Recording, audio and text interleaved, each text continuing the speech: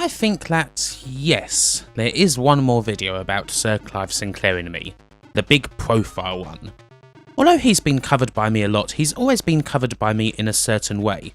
Particularly in the Spectrum vs C64 video, it served that video well to cover him purely in the image that he built of himself, that of Sir Clive, the ultra-British friendly boffin, certainly when compared to the Dark Lord Jack Tramiel. However, that said image does the man a little disservice, not least because it isn't wholly true, it's only representative of one little bit of the guy. But that Sir Clive image, or Uncle Clive, is still very strong. So let's drop the titles for a little bit. Now this video isn't meant to be harsh on Clive Sinclair at all, but more to just show how he was, the reality, and a lot of the stuff that he did before and around the Spectrum. That C5 does need to be looked at properly after all. So let's go. Now we don't need to go all the way back to Clive's childhood, which was a perfectly ordinary middle class one. We need to look more at his first company, Sinclair Radionics, not the more famous these days Sinclair Research. Through the 60s they largely concentrated on audio equipment getting smaller and smaller. As always, the continued miniaturisation of electronics was a big thing. You want to build a radio, but you want to make it the size of a matchbox. Such was the philosophy behind the first notable radionics products, the Micro 6 and the Micromatic. They're radios and you can wear them on your wrist. Now you may wonder these days just why anyone would want to wear a radio on their wrist, but the products were successful at the time. Don't forget, these would mostly be sold to other people who were interested in electronics, and a lot of the time they would be sold in kit form. Sinclair sends you the parts, then you assemble it. So the market is essentially other electronics bods who want to show off the latest gadget to each other. Not that Clive Sinclair ever did any market research for anything at any point in his whole life. One of the first important points that should be made though, Clive Sinclair was never really a builder as such. He is an innovator, a man of ideas. He's great at that and has them all the time, but the groundwork on those ideas is usually done by other people. One part of the big Sir Clive image was that you could always picture him alone in his shed, working tirelessly on the latest products that would enchant the masses. This was kind of a total fiction, particularly in his glory days.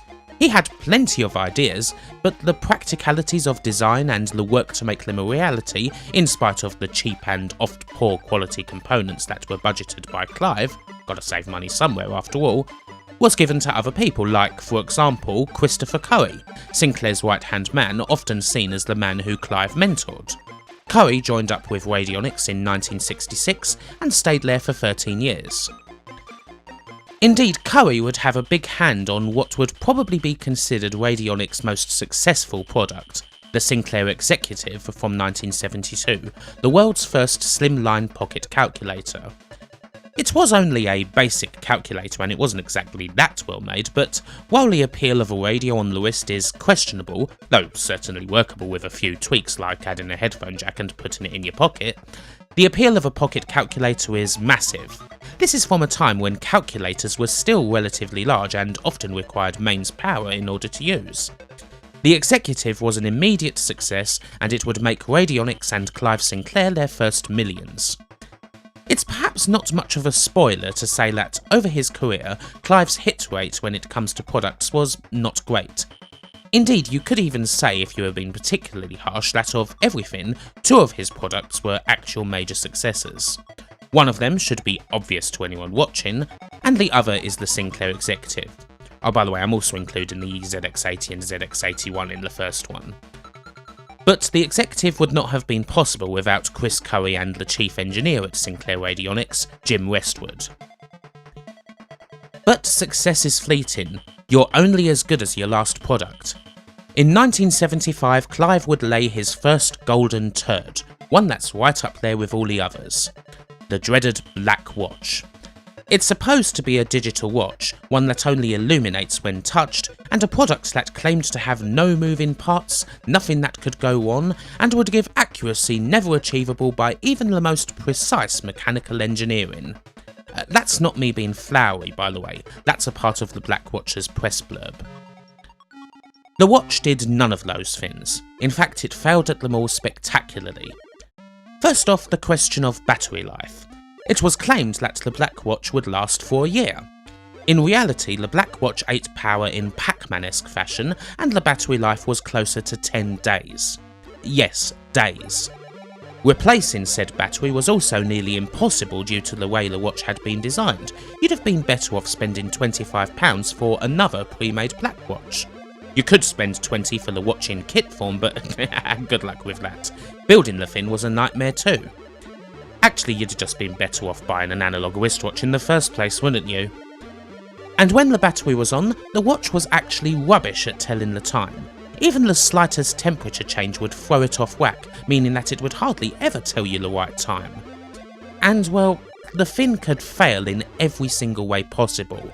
A mere static shock from a nylon shirt was enough to fry the watch's integrated circuit. The design was so flawed and the components so cheap, a whole bunch of clips just holding it together, that it was not uncommon for the watch to just randomly break up, hell, disintegrate at random. Oh, and the watch ran so hot that it was also not uncommon for it to blow up. Just like that. That's gonna be good at a party, isn't it? Everyone's eating cheesy pineapple ones and listening to Demis Roussos, you're showing off your brand new digital watch to everybody, and suddenly it lets off sparks everywhere and sets fire to the host's hair. Certainly one way to make an impression, isn't it? The Black Watch was an unmitigated disaster and lost Radionics basically all the money they'd made from the executive, millions of pounds. At the height of this calamity, one bunch of jokers wrote a letter to Clive claiming they'd fixed the Black Watch's issues. The corresponding package consisted of one Black Watch with a screw hammered through it, which about sums it all up really. The story of Clive Sinclair could have ended right here. The Black Watch, along with the rise of cheaper Japanese calculators that did away with the executive, would have bankrupted the company, if not for a government grant from the National Enterprise Board designed to prop up such failing British businesses in a hurry at the expense of the business's independence. The board, a recent Labour governing body that was basically the first up against the wall when Thatcher got in '79, took 43% of Clive's failing company. Now, Clive Sinclair absolutely hated this government interference, and while Radionics was kept on this form of life support, he sought for an out to continue following his dreams. Well, building the best little computer that Britain had ever seen, right? 1. At this point, Clive Sinclair had two main ambitions. The first was to build a successful miniaturised television, and the second was to build a successful electric vehicle. His first attempt at the television was Radionics Microvision, but it was another poor product, one where the demand was never close to matching the supply, and it was another expensive failure for Clive Sinclair. For the better part of the 70s, a lot of these products were being worked on by Curry. With the writing on the wall for Radionics, Clive took an old company he bought in 1973 and renamed it to Sinclair Instruments Limited, leaving Radionics to be eaten up by the government. Curry was sent to the new company to help establish it, which was soon renamed again, becoming Science of Cambridge. However, Curry was frustrated when, on developing a microcomputer kit known as the MK14, Clive was reluctant to take it all that much further. He was busy working on the Grundy New Brain at the time, an early and, in the grand scheme of things, quite minor micro. Curry was at a point where he wished to sell his own computers, so he paired up with engineer Herman Hauser, left Sinclair, and formed Acorn Computers in March of 1979. The Curry and Clive story has lots more twists and turns as the pupil becomes the rival, and we'll get to them in due course. But not long after Curry left, Science of Cambridge was renamed yet again, becoming Sinclair Research. Again, it's important to establish some things about Clive. I would like to reiterate his two ambitions, a successful miniature TV and a successful electric vehicle. When the Microvision failed, he did not give up on the first one. He resolved to eventually redesign it so that it would be successful, utterly convinced that it was what the people wanted. But the big question, the elephant in the room almost, is this. Does Clive Sinclair actually care all that much about computers? The answer is, well, only as a means to an end. Clive himself was never that interested in them in any way aside from their commercial power, and even then when his computers were so successful, the main goal he had with them was to build up the money he needed to finance those ambitions. No one could ever convince Clive that they weren't going to work out. But we're getting ahead of ourselves. The first Sinclair Micro is yet to come. The original ZX80 is, well, it's cheap. Designed by Jim Westwood and based around the already popular Zilog Z80 processor, it was the first microcomputer to be available to the public, ready built, for under £100. This immediately made it popular, driving the waiting list up to several months, but Clive correctly reasoned that people would wait for it. The ZX80 was so cheap because everything inside it was too. The one-piece Dead Man's Flesh membrane keyboard, the complete lack of memory, the shoddy design and components that meant you couldn't even type in a single character without the screen flickering because all video processing was handled by the CPU. Basically, it was an extravagant calculator. But it was under £100, allowing plenty of people to at least get their start in computing through this humble little machine, even if the lack of memory meant that you'd almost immediately have to sprint for an expansion. This is another Clive Sinclair philosophy, of course, one that he would never let go of. He would save money wherever he could on components, and design teams would just have to work around that. Even the worst part of Sinclair computers, the keyboards and whatnot, were often seen as trademarks, so we shouldn't get rid of them because that's what people expected. At least he would then price his products logically according to how cheap they were to make, and it was that which made the ZX80 a success despite its many limitations, even when compared to its contemporaries. Sometimes that thriftiness resulted in happy accidents. The display was achieved through cheap good old RF, meaning that there was no need for a dedicated monitor, and the ZX80 could be displayed on any old television set, thus increasing its appeal. The ZX80's successor, the ZX81, was certainly improved in various regards. The screen no longer flickered when you typed anything into it. The design was still cheap as chips and rather delicate, with veteran ZX81 coders telling stories of carefully manoeuvring their way around the system, aware that even an overly firm press of a key could cause the whole system to restart and flush away hours of painstaking code. Again, the ZX81 was inferior in almost every regard to every other computer on the market except price. A pre-assembled ZX81 was available for £70 and a kit for a mere £50. One of the little tricks, and a great way to cut build costs, was that once again, if you bought a ZX81 you would almost immediately have to buy the memory expansion, seeing as the computer came with a mere single kilobyte of memory built in. This 16KB RAM expansion cost £50. In a recent interview I did with Glenn Corpus of Bullfrog fame, he described this memory as the single most expensive he has ever bought. Imagine how much a gigabyte would have cost. But no matter, people were willing to do that, and they were willing to wait many months for a ZX81, and then they were willing to code on it. The ZX81 sold 1.5 million units, in no small part thanks to being the first computer on the shelves of W.H. Smith for Christmas in 1981, and it was the computer that kick-started the bedroom coder revolution, allowed so many people to learn BASIC, do code, make all those games, inspire a whole generation. Not that Clive actually cared about any of this. Privately, he actually disliked his computers being used for games, and wished that they were used more for office applications, calculations, education and what have you. Making a computer for games was not even remotely on his list of priorities. Again, it was just another happy accident to do with the innate appeal of the computer. The classic design and the look of the computer too is nothing to do with Clive. It is to do with Rick Dickinson, one of the machine's designers. Now, what sort of a man was Clive Sinclair in private? He could be domineering and, as Micromen shows wonderfully, he was prone to the odd rage. He was also, as quite a few people have attested to, a very superior, some would say pompous person.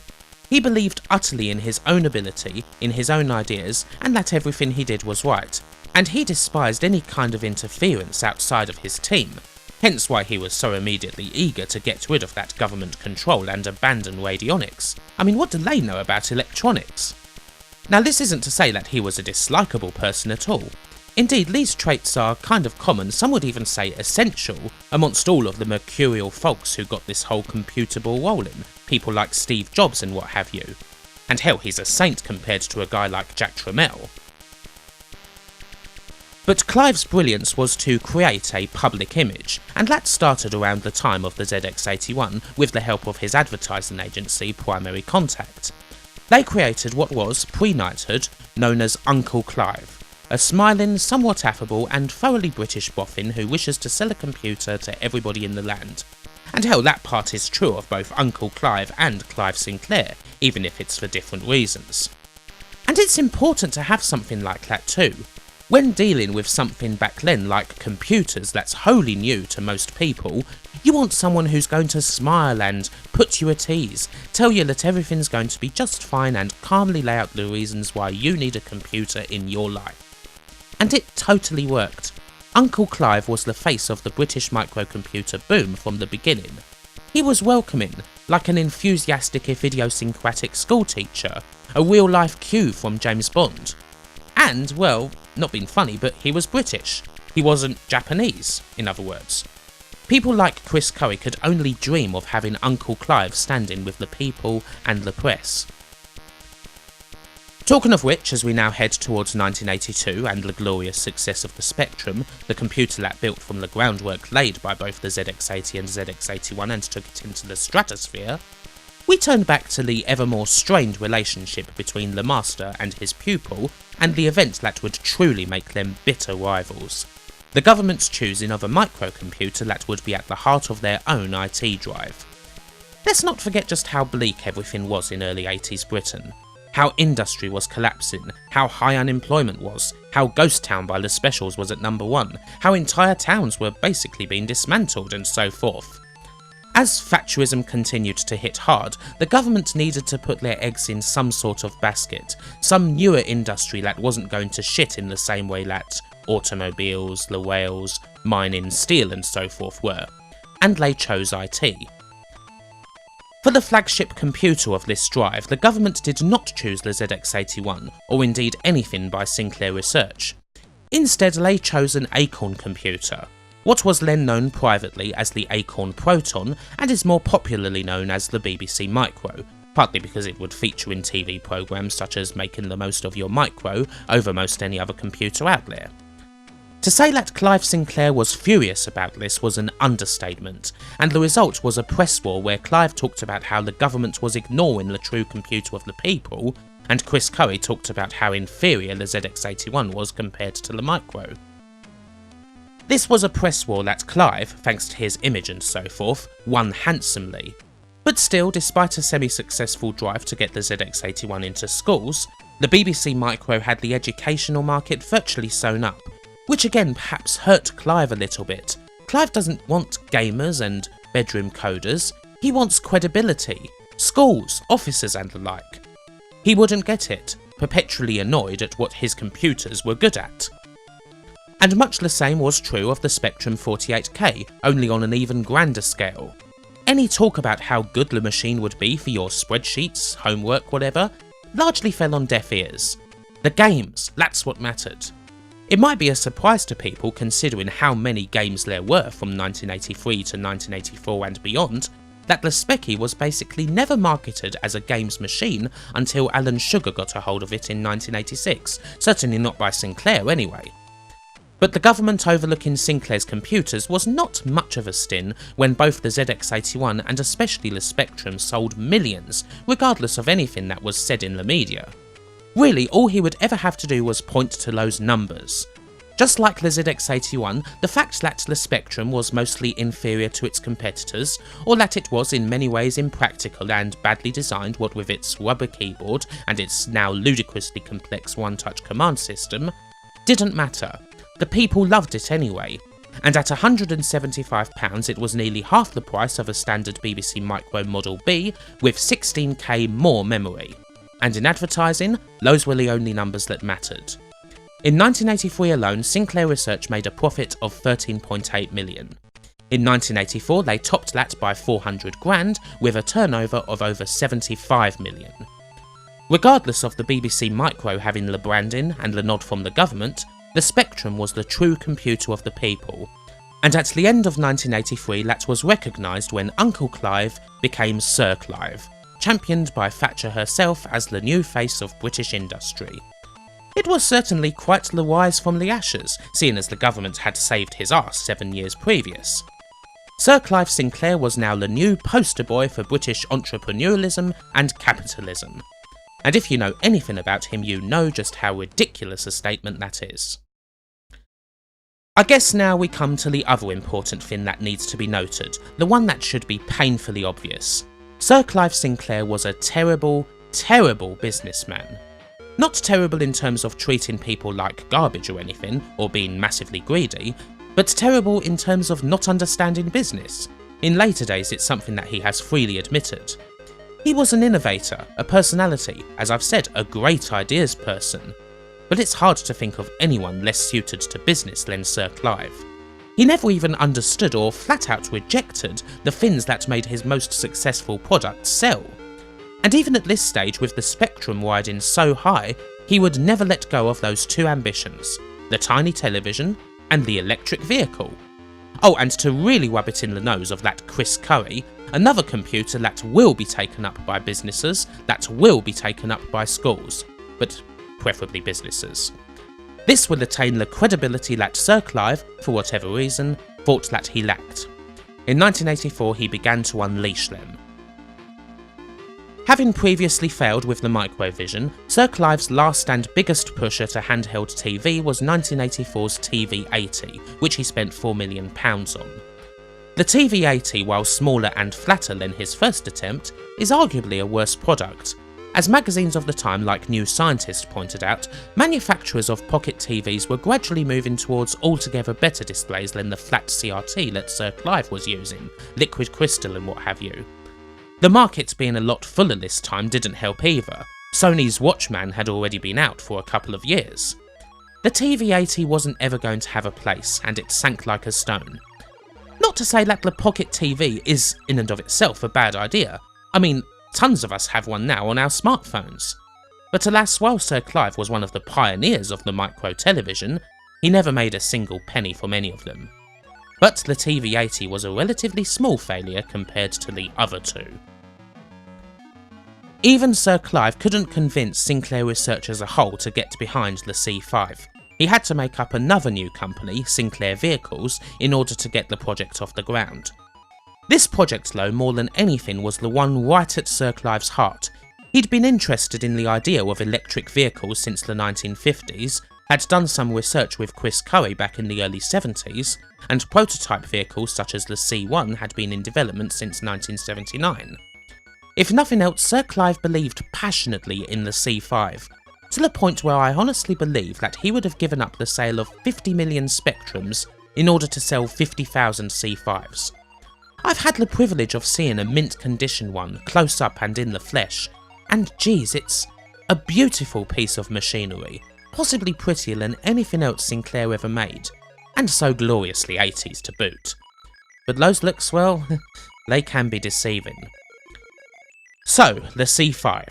It's an open-top electric tricycle with a 250-watt engine, a maximum speed of 15 miles per hour due to restrictions back then on the speed of electric vehicles, and a 20-mile range.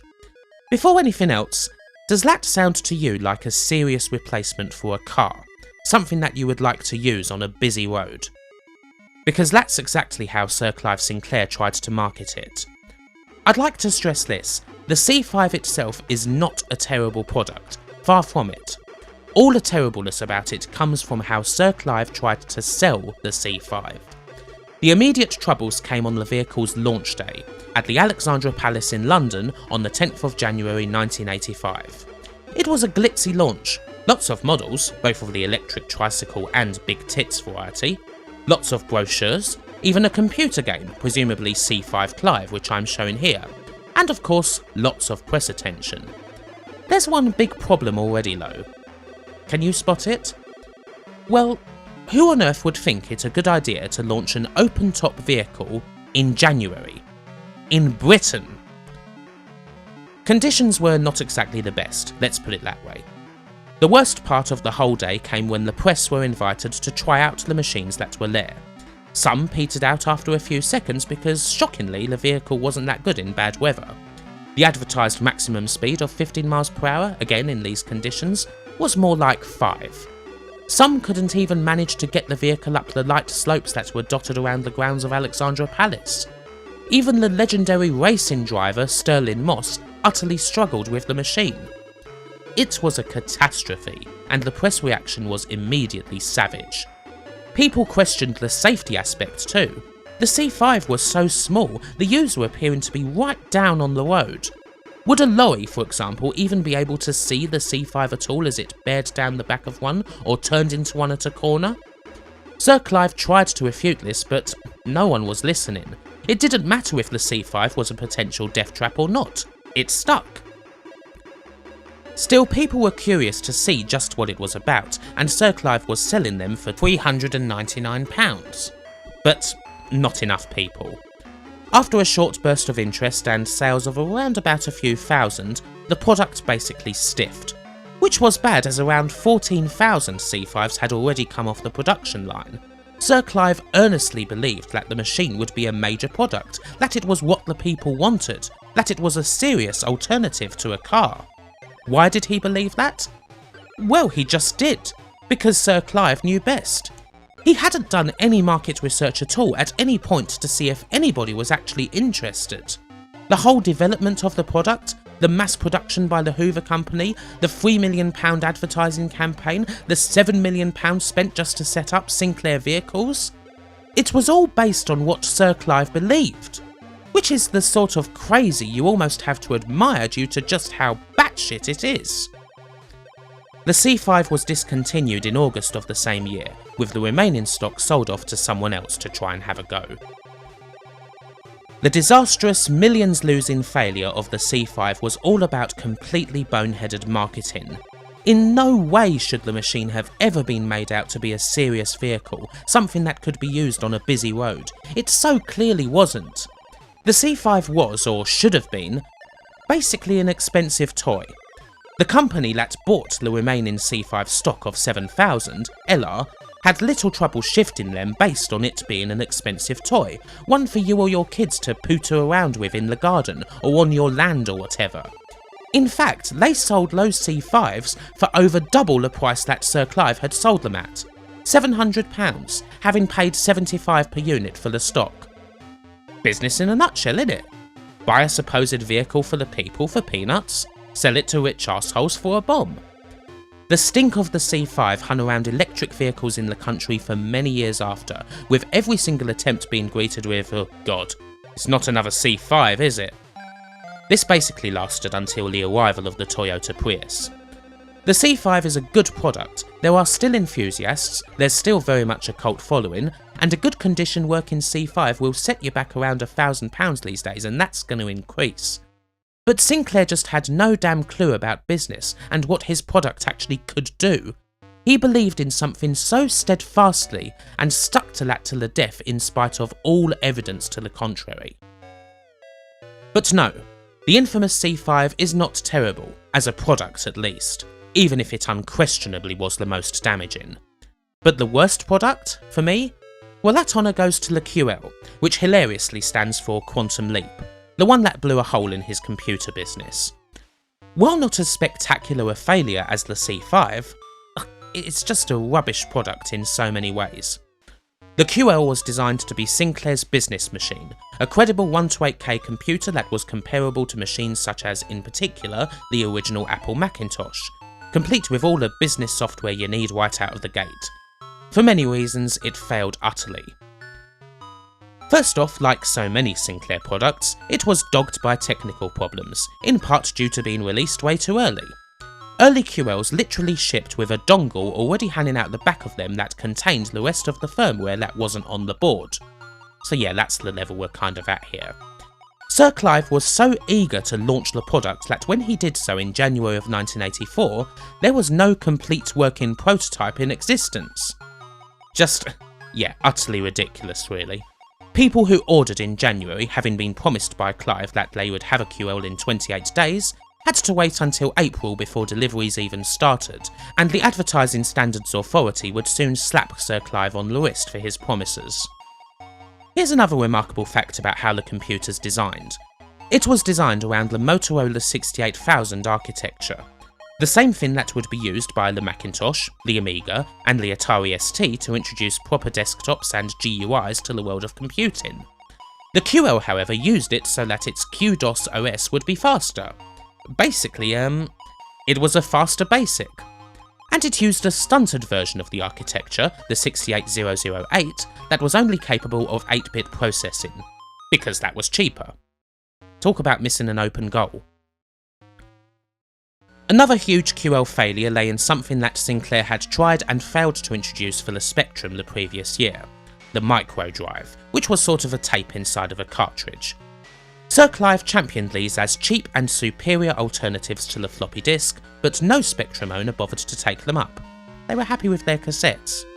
Sir Clive took this on board, and then proceeded to make microdrives the QL's native storage medium. No floppy disks not until later, and no regular cassettes. Microdrives were at this stage quite unreliable. A crash could kill them, and they usually died anyway before too long because the tape itself would stretch so much when it was in use. Weirdly, in the era of don't copy that floppy, almost every bit of microdrive software basically demands that you make a copy of it to another microdrive cartridge before doing anything else. Why? Well, because the original one isn't going to last. It's common sense. Another wretched launch, a wretched software medium, and a wretched ignorance of the whole reason why Sir Clive was making money. It all adds up pretty quickly. Nobody who had a Spectrum was remotely interested in upgrading to a machine that couldn't play any games.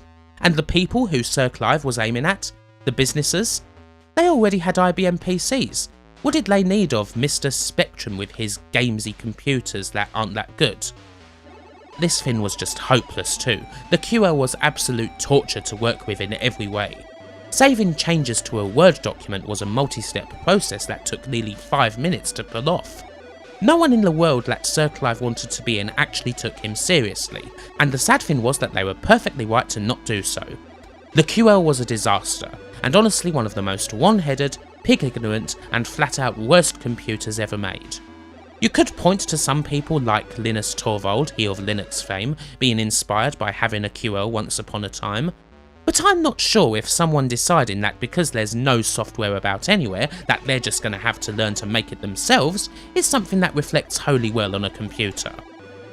Ultimately, with only 150,000 units sold at $3.99 a pop, production of the QL was suspended in 1985 and immediately discontinued in 1986 when Amstrad took over. The 3 failures: the good, the bad, and the ugly. Interesting to figure out which one's what, really. If I ever meet Sir Clive, and if I could ask him one question, it would simply have to be this: the TV80, the C5, the QL. Fuck, marry, kill. These 3 products, although mainly the C5 and the QL, were the ones that sunk the once promising Sinclair empire. The end of Sinclair has already been gone into various times. After failing to get the Spectrum Plus, a virtual non-upgrade to the 48K desperately rushed out in the face of failing sales and spending way too much time on the QL, and 128K Spectrums, something that Sinclair actually had to import from Spanish computer distributors Investronica, who made it because they were so annoyed at waiting for a meaningfully upgraded Specky.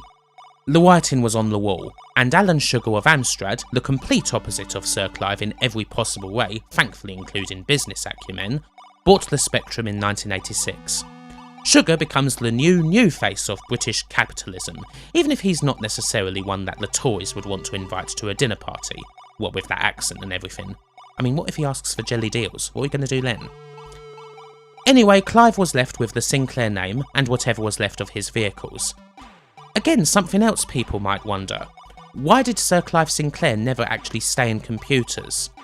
The answer is simple and it could be figured out. He was never that wholly interested in them, both professionally and personally. Sir Clive Sinclair doesn't even use computers in his everyday life. Give him a telephone over an email any day. Hell, you can't throw an email across the room, can you? He has recently given his support to the whole Spectrum Vega and Vega Plus product, but support is all it is. It would be unfair, of course, to not at least mention the Z88, a smart little laptop that came from Sir Clive's next company, Cambridge Computers. Not a bad gizmo, and it has a cult following, especially thanks to its pipe dream spreadsheet cum word processor, but it wasn't a hugely successful machine or anything. But other than that, as far as computers go, that's it.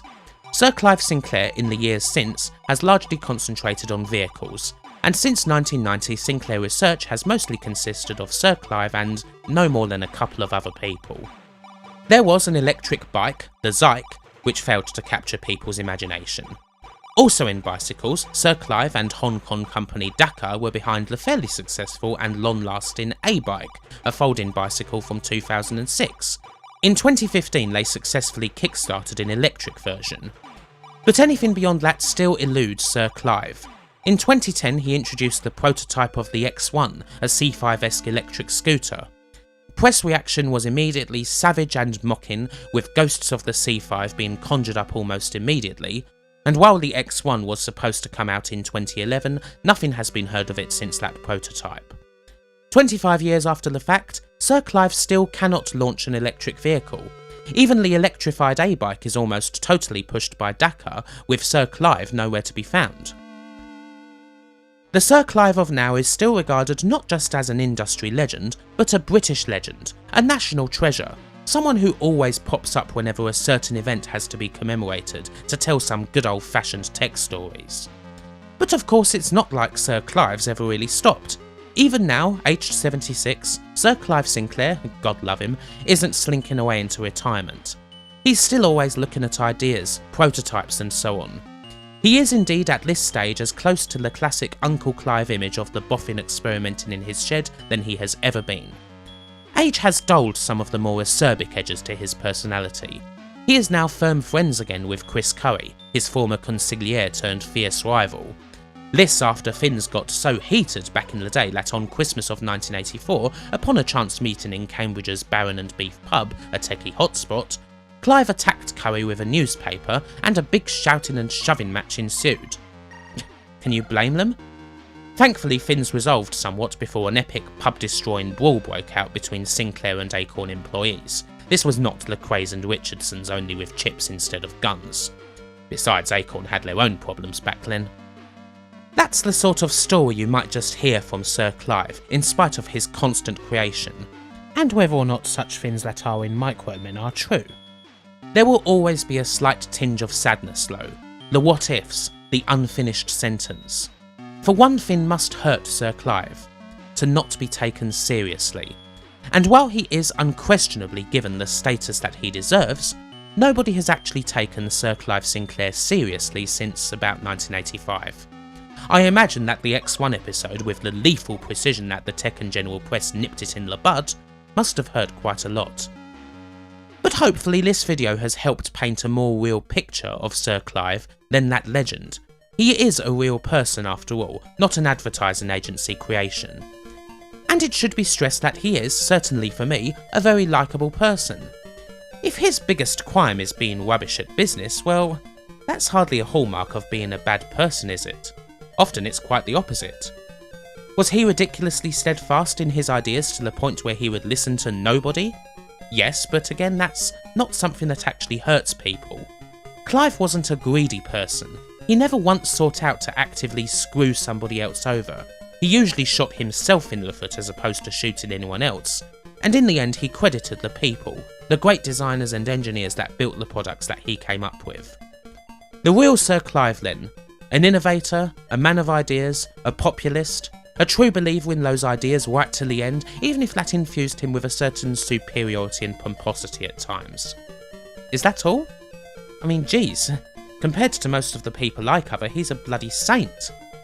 Next time I think we need to plunge headlong into darkness.